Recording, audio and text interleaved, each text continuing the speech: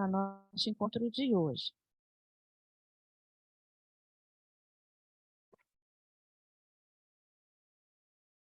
Então, vamos iniciar contando o sagrado mantra Om por 3 vezes. Om.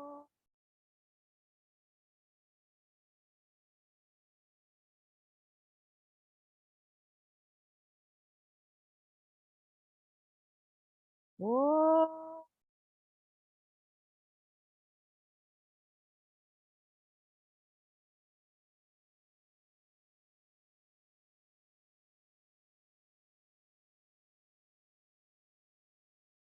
Om.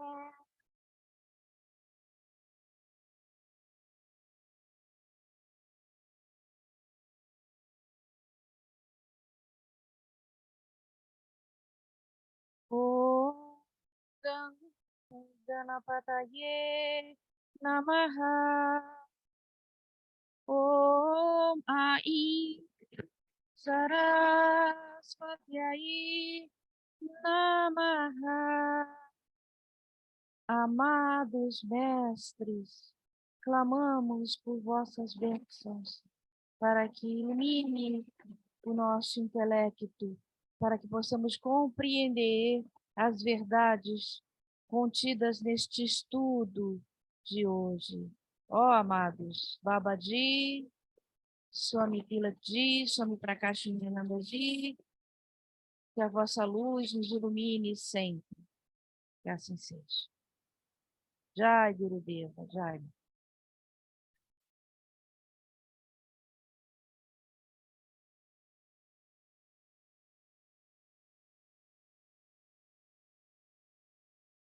Então, vamos começar a leitura dos slokas do Vivekachudamani, o sloka número 154, que fala dos invólucros, dos koshas, o termo incesto. E, primeiramente, são os diferentes corpos. O primeiro, ele fala sobre o corpo, que é o invólucro físico. O alimento possibilita o seu nascimento. Com alimento, ele vive. Sem alimento, ele morre.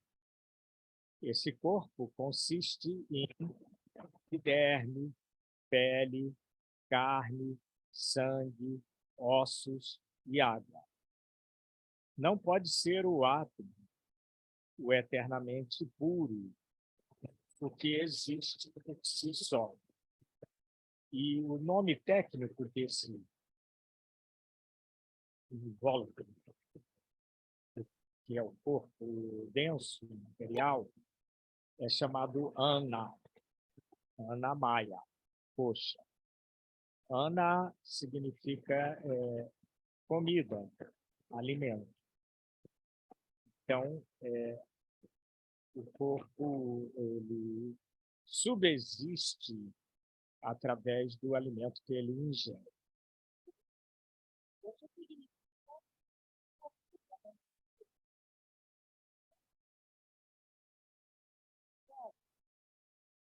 Porque é o invólucro, né? Invólucro do quê? Do ser, da alma espiritual. E o Sloka 155 diz o seguinte: ele não existia antes do nascimento e não existirá depois da morte. Existe apenas por um breve lapso de tempo, no intervalo entre ambos, ou seja, entre o nascimento e a morte. O nascimento do corpo é considerado não só quando a mãe tem o parto, mas quando ele começa já no ventre da mãe. Isso é o comum na Índia. que a alma espiritual já entra no corpo quando ele está no ventre da sua mãe. Então, ele existe já, o corpo que recebe alimento da própria mãe, já existe na gravidez. E agora, continuando, Shankaracharya diz, sua natureza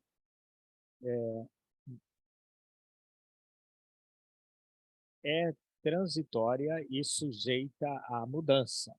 Esse corpo físico, né, grosseiro. Ele é um composto e não é um elemento, ou seja, é feito de vários elementos. Sua vitalidade é um simples reflexo. Isso é bem claro, porque quando a alma sai do corpo, o prana sai do corpo, o corpo não funciona. Ele fica inerte. Então, a vida dele do corpo é um reflexo do prana, da energia vital. Continuando, ele explica. Ele é um objeto sensorial que pode ser percebido assim como um jarro. Como há de ser ele o átomo? Poderia também dizer. Como poderia ser ele o átomo? O experimentador de todas as experiências. Então, como o corpo poderia ser, né, o experimentador de todas as experiências? O experimentador é a própria consciência do átomo. E o Loka 156 diz, o corpo consiste em braços, pernas e outros membros. Ele não é o átomo, pois quando um desses membros é amputado, o homem pode continuar vivendo e funcionando por meio de órgãos remanescentes. Por isso, mais em cima, ele tinha explicado que o corpo é um composto. Continua Shankara explicando. O corpo é controlado por outrem. Ele o corpo não é o Atman, que é o controlador. E o corpo é, é controlado sobre... Tem outras regras. E se controla sobre outras regras. Não diz que é por outrem, diz que é por outras regras.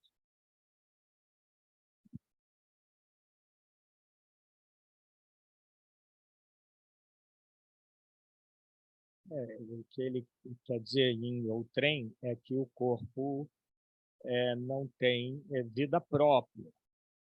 Por isso, ele é controlado, ele não tem, não é controlado por si mesmo, né? Então, ou seja, o corpo não tem, digamos, ação própria. A ação do corpo existe por causa da energia vital que interpenetra o corpo físico, o corpo denso. Por isso que ele colocou assim. Agora, o Sloka 157 diz o seguinte. O Atman observa o corpo com suas variadas características do corpo, né? As ações do corpo. e estágios de desenvolvimento, que o corpo, quando nasce, ele é bebê, é criança, depois ele desenvolve para jovem, depois para maduro, depois para velho, e assim por diante. Então, e todas essas mudanças do corpo são observadas por quem?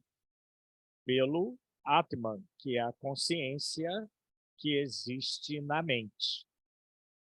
Continua Shankara dizendo que esse Atman, que é a realidade permanente, tem uma natureza distinta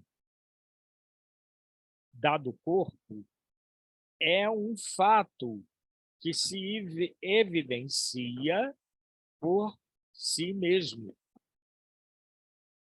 Então, isso é evidente, porque a natureza do Atman é diferente da natureza do corpo físico. Assim como a natureza da eletricidade é diferente dos aparelhos elétricos dos quais ela movimenta.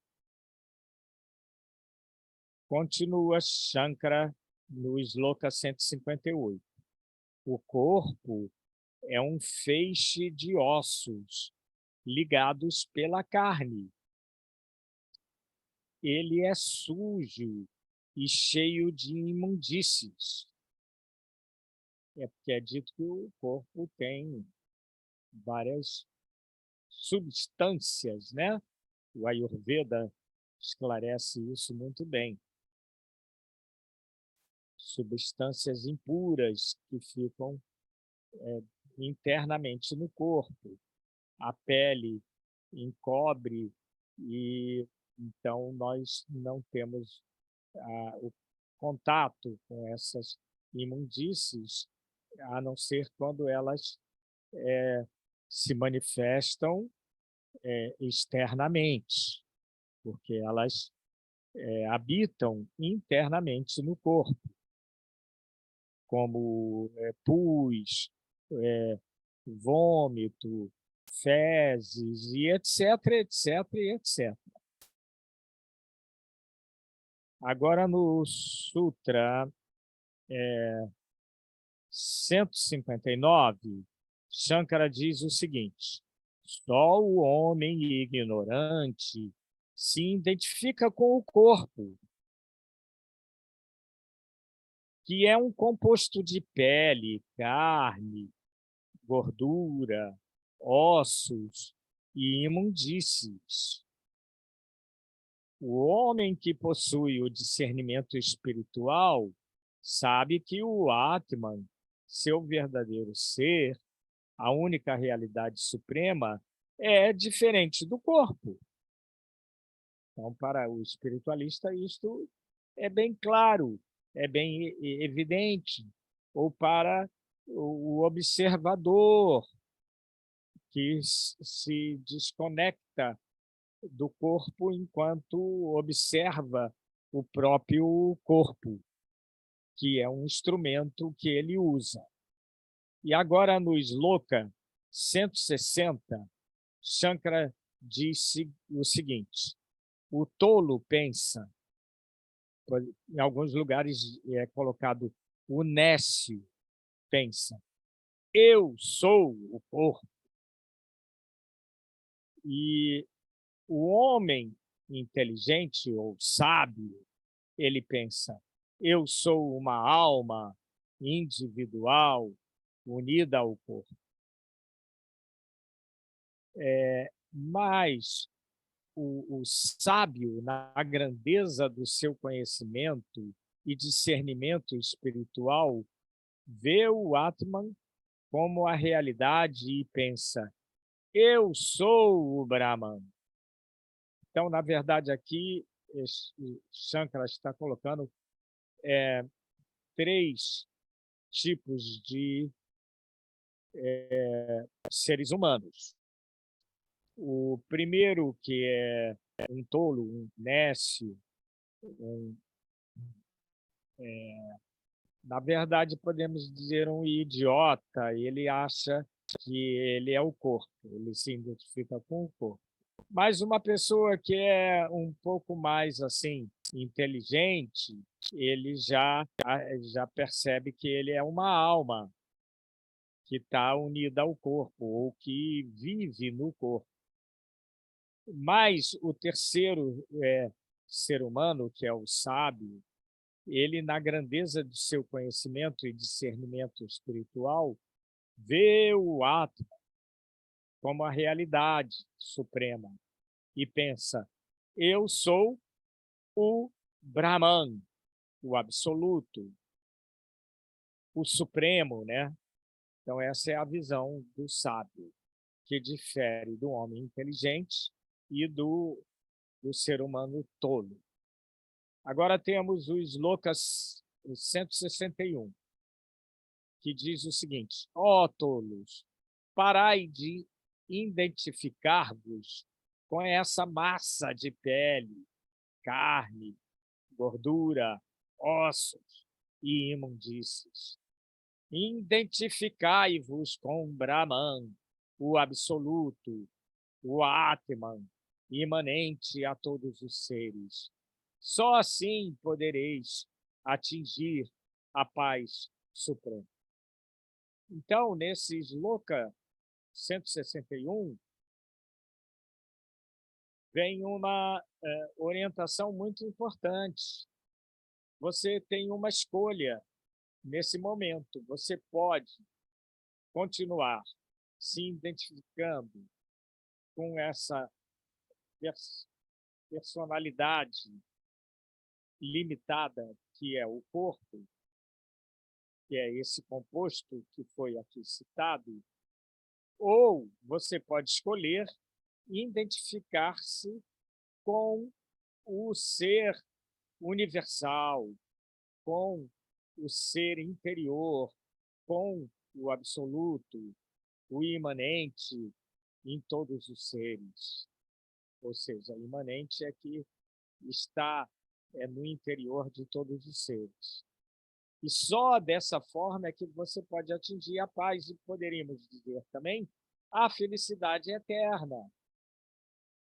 Porque enquanto identificados com o corpo, nós vamos atingir alegrias e sofrimentos e doenças e acabaremos morrendo, porque estamos ilusoriamente identificados com o corpo. Então, agora você tem essa escolha, porque os santos nos orientam, nos aconselham. E agora continua Shankaracharya no Sloka 162. O 162. O homem inteligente pode ser versado no Vedanta e nas leis morais, mas não tem a mínima possibilidade de libertar-se enquanto não deixar de se identificar com o corpo e os órgãos sensoriais. Então, o homem que é erudito, que estudou as escrituras, tais quais nós estamos fazendo agora, os ensinamentos dos mestres, e praticamos os deveres do Dharma, as leis morais, mesmo assim, enquanto não deixarmos de identificarmos-nos com o corpo e com os órgãos dos sentidos, nós não vamos conseguir atingir a liberação. Então, conclui Shankara dizendo que essa identificação é produzida pela ilusão. Então, você, iludidamente, por um engano, você se crê o corpo, quando, na verdade, sua verdadeira natureza é eterna, é bem-aventurança, e nós temos a vida eterna em nós mesmos, mas nós nos projetamos em outro tipo de existência que não tem eternidade. É um problema. E agora, Shankara explica que no Sloka 163, nunca vos identificais com a sombra projetada pelo vosso corpo, nem com o seu reflexo. Por exemplo, quando você anda, aí aparece a sombra, você não fala, aquele sou eu. Ou então, quando você olha assim num lago e vê a tua face e fala, aquele sou eu ali na água. Não, isso não acontece. E continua Shankaracharya dizendo que nem com o corpo que vedes num sonho ou em vossa imaginação. Então, você não se identifica. Por isso, não deveis identificar-vos com esse corpo vivo, que é esse corpo grosseiro. Esse corpo é vivo porque a energia vital está nele.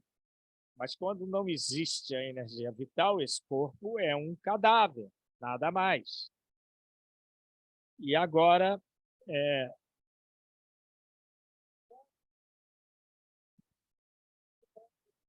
ele diz assim, ó, e o corpo da imagem que ele falou ali, né, o reflexo, é o corpo, por exemplo, que você vê refletido no espelho ou refletido no lago, numa água. O corpo do sonho é o corpo que assumimos quando estamos dormindo, sonhando. E o corpo vivo, ali, o corpo que ali, corpo vivo, é o corpo grosseiro, esse corpo que tem os pranas, essas coisas todas. Então, isso existe, essa identificação que nós assumimos não é só com o corpo grosseiro, a gente assume também achando que é esse reflexo e achando que é o corpo que está no sonho também. Então, agora temos o Sloka 164. Aqueles que vivem na ignorância identificam o corpo com o Atman. Então, é dito sobre isso que os ignorantes tomam o não ser pelo ser. E continua Shankara. Essa ignorância é a causa e a origem do nascimento, da morte e do renascimento. Por isso, deveis empenhar-vos diligentemente para destruí-la, essa ignorância. Quando vosso coração estiver livre dessa ignorância, já não haverá nenhuma possibilidade de renascimento.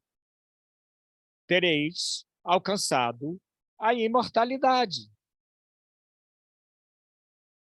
Então, nós temos que nos empenhar, nos esforçar diligentemente para destruir essa falsa identificação com o corpo, tomando o não ser pelo ser, tomando o não existente pelo existente. E agora continuamos no Sutra 165. O invólucro do Atman, chamado de invólucro vital. Agora já começa Shankara a explicar não mais o corpo grosseiro, mas o corpo vital, o Prana Maya Kosha.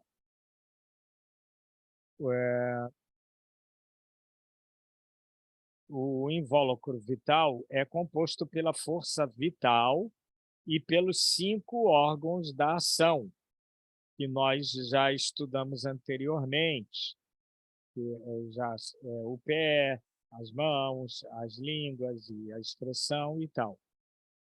Então, são chamados os karma indriyas, órgãos da ação. O corpo é chamado invólucro físico e começa a existir quando é recoberto pelo invólucro vital. Quer dizer, esse corpo grosseiro ele começa a funcionar quando o corpo vital, prânico, a energia da vida entra em contato com ele. Aí ele se move, assim como você tem uma eletricidade num ventilador parado. Mas quando você aperta o botão e liga a eletricidade e ela entra em contato com o ventilador, ele se move. E agora temos o último sutra desses invólucros, desses 2 invólucros. E o número é 166. Esse invólucro vital não é o Atman, pois que se compõe meramente dos áreas vitais, o ar vital, né? E nos lembramos sempre que na Bíblia explica que Deus deu o sopro de vida para o homem, né? E ele se gestou. O corpo se moveu, né? E no último, ele explica que Shankaracharya explica que esse invólucro vital não é o átomo, pois que se compõe só de ar vitais, né? Esses ares vitais são divididos até em 5 categorias, que não vai ser explicado aqui no momento. Porque Shankara continua explicando que, semelhante ao ar, ele entra e sai do corpo. O corpo prânico, né? Ele entra e sai do corpo físico. O corpo prânico, não sabe o que é bom ou ruim para si mesmo ou para os outros. É sempre dependente do átomo, esse corpo prânico. Depende diretamente do átomo. Muito bem, então nós acabamos agora o corpo. E aí, denso, o Anamaya Kosha e agora o Prana Maya Kosha. Lembrando, né, que Kosha é corpo e Maya porque são invólucros ilusórios, né? Que que são e não são ao mesmo tempo, como a gente já viu em Maya, né? Que Maya é aquilo que é e não é. Ninguém pode explicar, mas temos que compreender dessa maneira. Muito bem. Então, agora nós entraríamos aqui no próximo capítulo, que é a purificação. Eu não sei se a Jéssica preparou. Ah, preparou, que maravilha. Purificação. Então, agora nós vamos falar sobre a mente, que já é o terceiro invólucro, que é o Mano Maya Kosha. Então, Shankara nos diz: a mente, ao lado dos órgãos de percepção, que são aqueles órgãos também que a gente já estudou também, que é o olfato, a visão, essas coisas todas. Forma o invólucro mental. É ela que produz a consciência do eu e do meu. Essa mente. É ela também que nos permite discernir os objetos. É dotada do poder e da faculdade de diferenciar os objetos, nomeando-os. E manifesta e envolvendo o invólucro vital. Então, vocês vão vendo que são camadas que vão se sobrepondo, um envolve o outro. Então, primeiro tem o Anamaya Coxa, aí o Prana Maya Coxa envolve o Anamaya Coxa, aí o Mana Maya Coxa envolve o Prana Maya Coxa. Então, quer dizer que existe toda uma conexão entre um e outro, né? De um nós vamos passando para outro. Não são coxas, não são etapas separadas, né? Todas elas vão envolvendo uma outra. E aqui eu lembrei também que é dotada do poder e da faculdade de diferenciar os objetos, nomeando-os.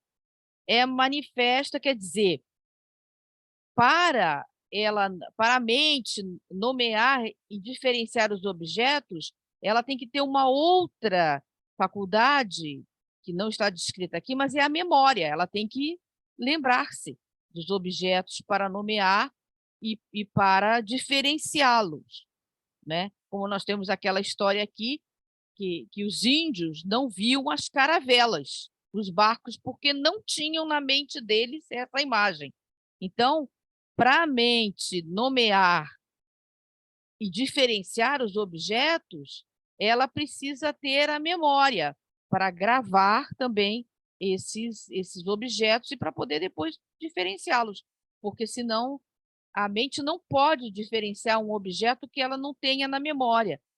Desde que nós somos crianças, nós aprendemos, vamos nos ensinando várias coisas. Isso aqui é uma casa, isso daqui é um lápis, isso aqui é uma maçã, isso daqui é uma roupa, isso daqui é isso, é aquilo. Então, nós vamos aprendendo, vamos guardando na memória aqueles objetos e vamos, então, classificando-os e diferenciando-os.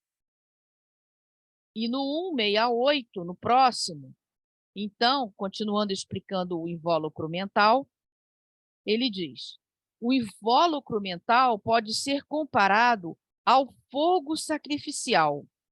É o fogo que se faz na cerimônia de fogo sacrificial, né? Que se faz no sacro ofício de fazer o Ravan, né? Acender uma vela, enfim. É alimentado pelo combustível de muitos desejos. Isso também é muito importante, né? Porque a mola, né, que move a mente são os desejos. Como um fogo, porque o fogo por exemplo, é a manteiga, o ghee, essas coisas, e o combustível da mente são os desejos. Os 5 órgãos da percepção atuam como sacerdotes. Os sacerdotes que estão fazendo as oferendas, as oblações, né?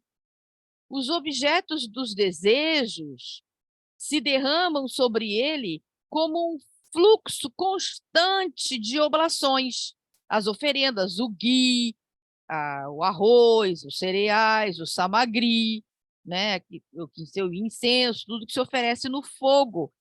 O pessoal aí aí de Brasília está bem acostumado com o Ravan, que oferece várias coisas, mas a Veli e a Ana Célia com certeza também já conhecem também, já viram a cerimônia do fogo, como é que é feita, né?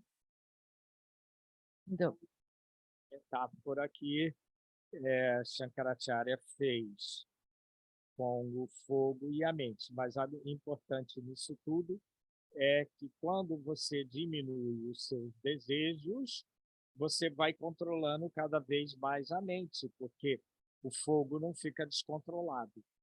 Então, os objetos do desejo se derramam sobre ele, como um fluxo contínuo de oblações. E é assim que esse universo fenomenal começa a existir, através do desejo, né? Que ele exista também. E de outros desejos mais, né?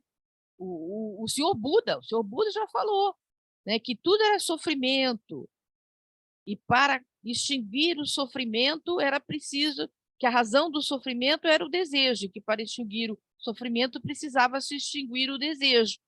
Então, o senhor Buda também fala sobre isso, fala sobre o desejo, que o desejo é o combustível da mente, o combustível desse universo fenomenal para ele existir. Então, isso é importante quando a pessoa vai meditar, ela já deve procurar ir reduzindo os seus desejos. E aí, com isso, a mente também vai se enfraquecendo. E aí você consegue transpor esse nível mental e atingir o nível superior espiritual. Muito bem. Então, no próximo versículo 169, o Shankaracharya nos diz: a ignorância não está em parte alguma a não ser na mente, na própria mente. A mente está repleta de ignorância, e esta produz a servidão do nascimento e da morte. Então, isso é muito importante, que essa ignorância não é a ignorância de uma pessoa ignorante, de um homem que não sabe ler ou escrever, outra ignorância.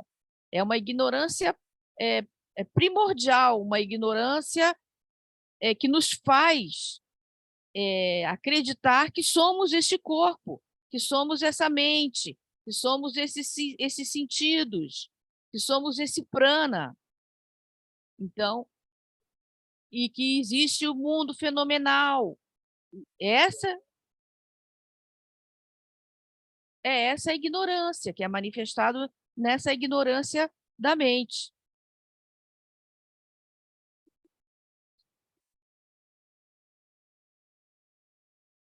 Então,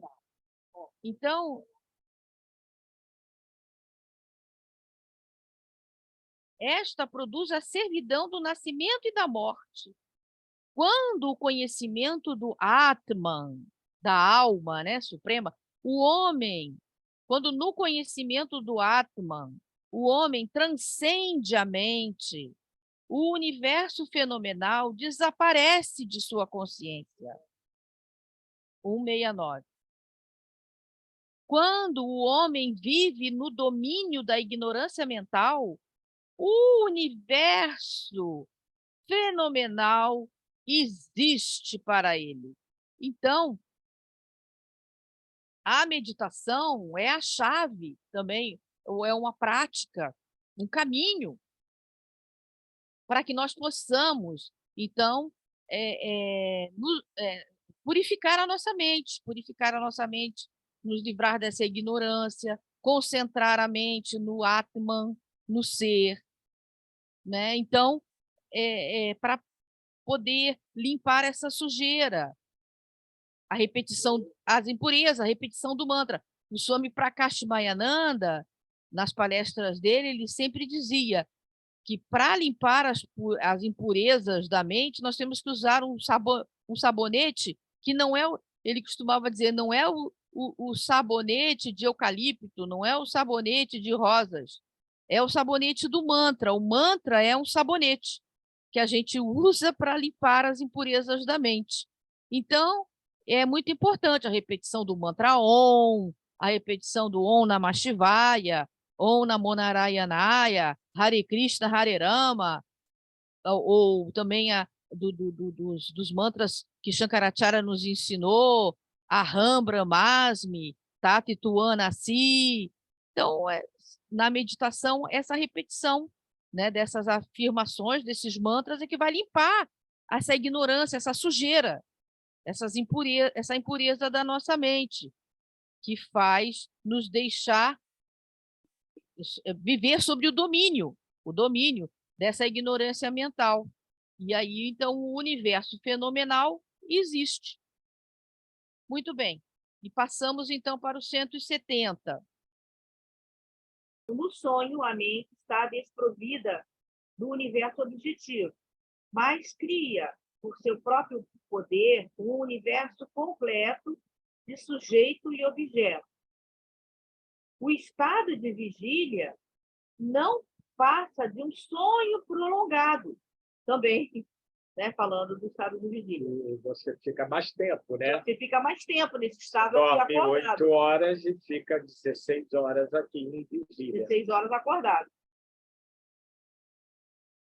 O universo fenomenal existe na mente. Então, isso é uma coisa que nós podemos até facilmente compreender. Que quando nós dormimos, nós criamos um outro universo.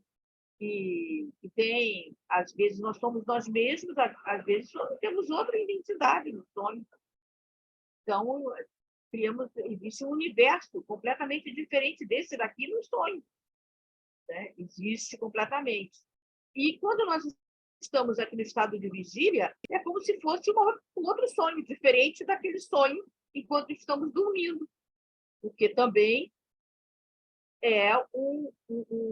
criamos também um universo fenomenal que existe na nossa mente.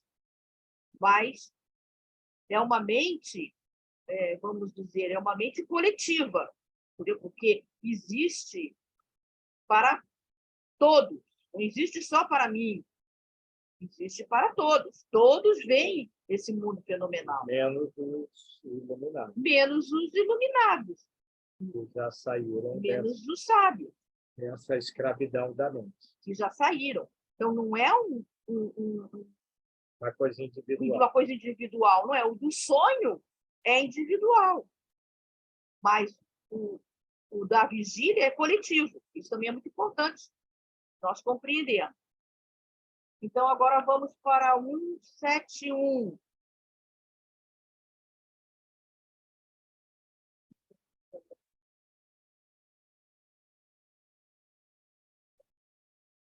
No sono sem sonhos, quando a mente não está funcionando, nada existe.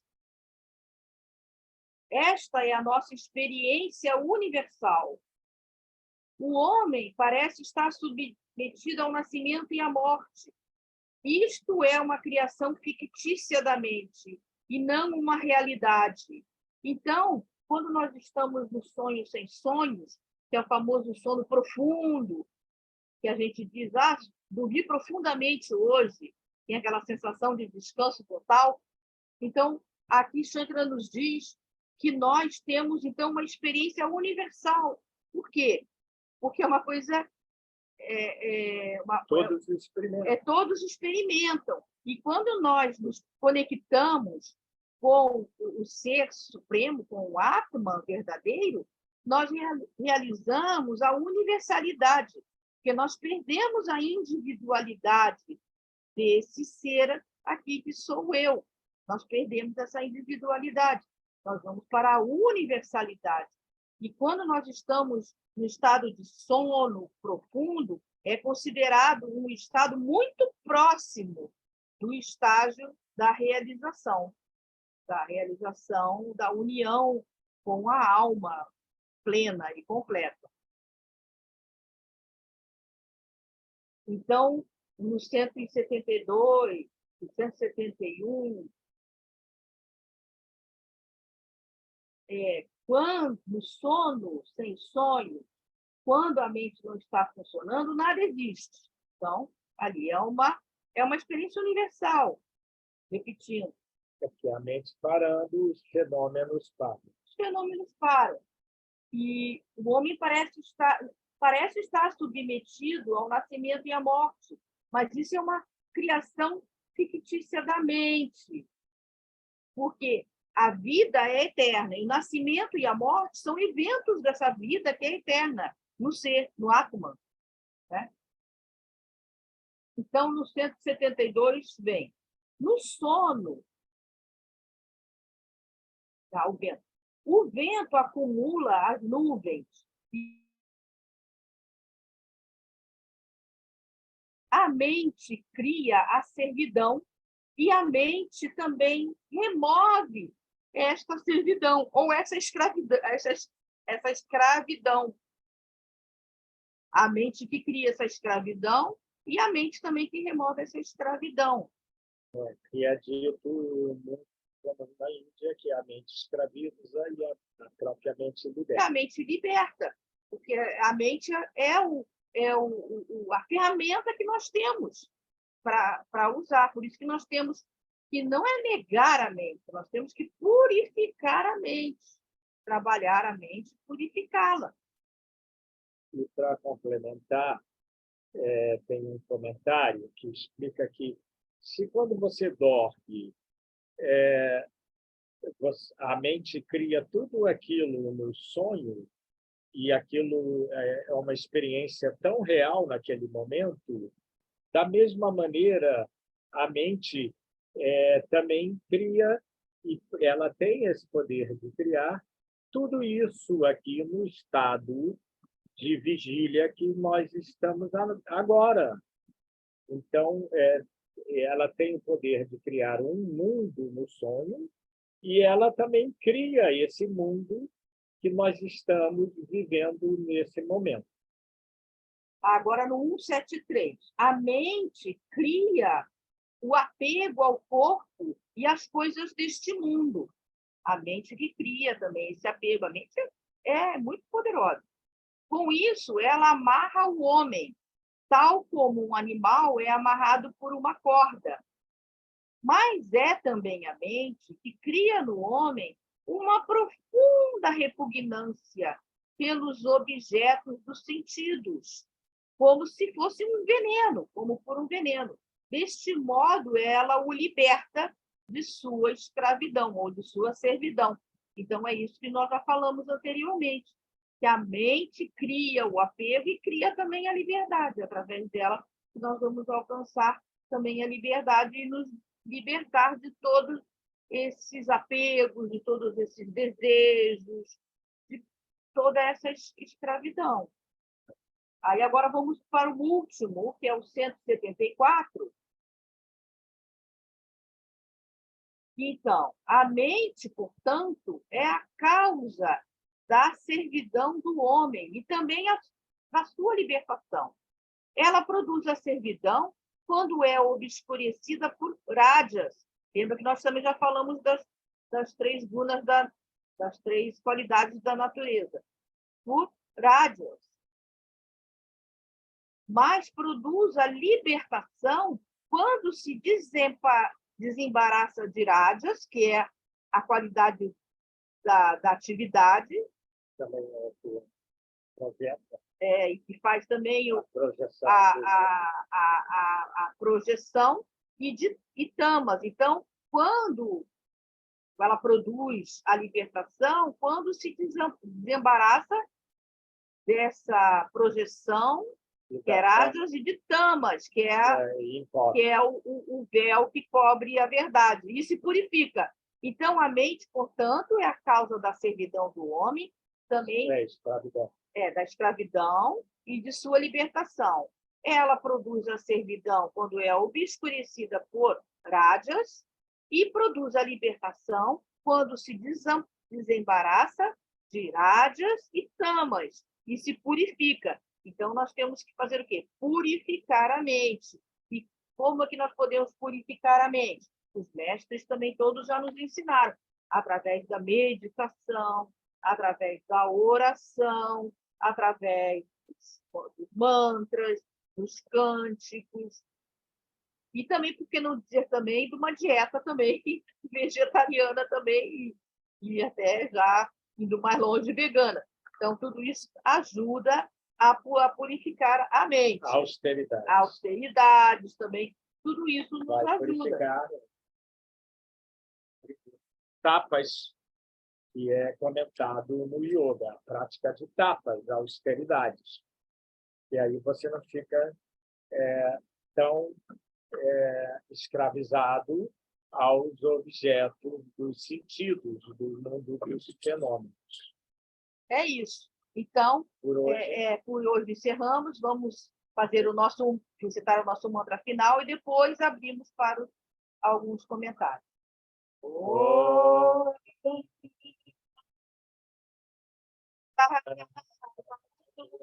Saranam Bhunatu Sahaviryam Karavasvakti Tejas Viravadikamastu Ma Vidveshavai.